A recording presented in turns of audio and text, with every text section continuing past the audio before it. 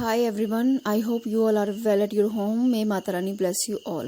My dear friends, हमारी इस inner child hurt series में जो नेक्स्ट हमारा हर्ट रहता है हमारे बचपन से, वो रहता है जो कि हम बड़े होके जो हमारे सामने आता है जिस बिहेवियर के रूप में, क्योंकि हम बिहेवियर प्रोजेक्शन की बात कर रहे हैं, वो है नार्सिस्टिक डिसऑर्डर्स या नार्सिस्टिक बिहेवियर। नार्सिस्टिक बिहेवियर एक बहुत ही हम डेंजरस बिहेवियर इसे कह सकते हैं। ऐसा इंसान जो क्या करता है, दूसरों को दुख देके खुशी पाता है। ठीक है, आपकी लाइफ में आपने अपने आसपास ऐसे एग्जाम्पल देखे होंगे। कुछ ऐसे इंसान होते हैं जो क्या करते हैं, वो जब किसी से लड़ाई झगड़ा करेंगे तो वो खुश हो जाएंगे, किसी को वो चार बातें सुनाएंगे तो वो खुश हो जाएंगे, किसी के साथ लड़कर आएंगे तो बहुत ही पीस महसूस करते हैं।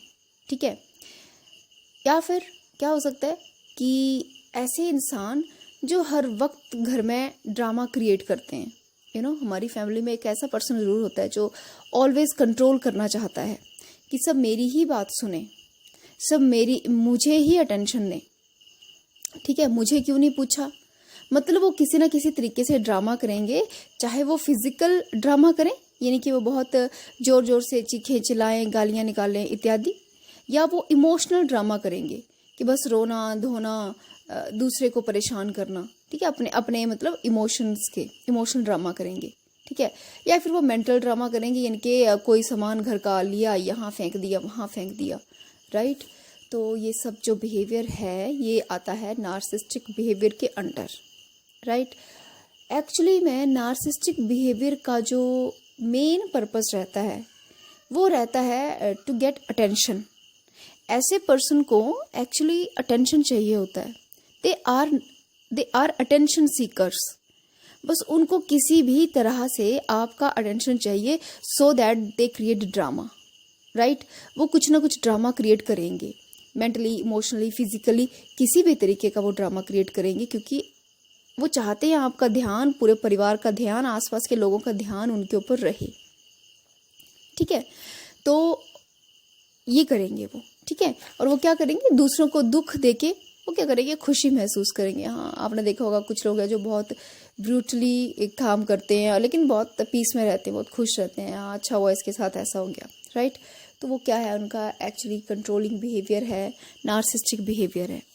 और अगर हम इस नार्सिस्टिक बिहेवियर का रूट कॉज देखें तो उसकी जड़ें भी बचपन में हैं। अगर सपोज करो कि आपके घर में अब 4-5 भाई बहन थे, ठीक है, एंड आपके जो पेरेंट्स थे वो अपनी लाइफ में बहुत बिजी थे। बिजी इन द सेंस कि सपोज आपके फादर सर्विस में थे या पैसे अर्न करने के लिए कहीं बाहर काम कर रहे थे, एंड योर मदर, आपकी मदर के ऊपर 4-5 बच्चों की रिस्पॉन्सिबिलिटी है और उन 4-5 में आप भी हो, तो इट मे बी कि वो इतना इक्वली अटेंशन ना दे पाई हों आप पर।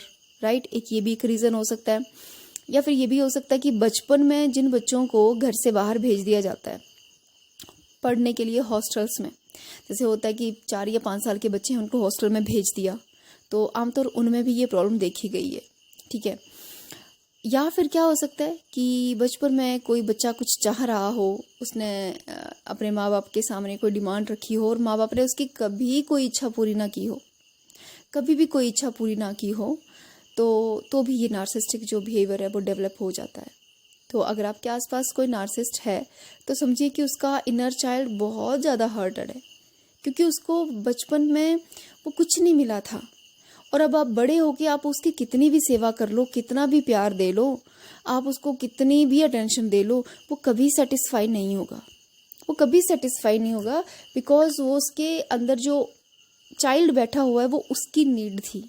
वो जो अभी एडल्ट स्टेज में आपको दिखाई दे रहा है वो उसकी नीड नहीं है, उसके अंदर के बच्चे की नीड थी जो उस टाइम पे फुलफिल नहीं की गई थी। और ऐसे लोगों का ये भी देखा गया है कि बहुत सारे उनको एडिक्शंस रहती हैं, जैसे लव एंड सेक्स की एडिक्शन। राइट, क्योंकि वो क्या चाहते हैं, अटेंशन चाहते हैं, किसी तरीके से अटेंशन मिल जाए, बस उसके लिए वो कुछ भी करने को तैयार है। ठीक है, डिसअपॉइंटमेंट इन ए रिलेशनशिप, एक रिलेशनशिप खराब हुआ, आपने देखा ज़्यादातर जो डाइवोर्स केसेस होते हैं उसमें एक पर्सन नार्सिस्ट रहता है, तो वो एक के साथ डाइवोर्स हुआ, फिर वो सेकंड से मैरिज करेंगे, वो सेकंड से भी डाइवोर्स होगा, क्योंकि वो अपने ऊपर काम नहीं कर रहे।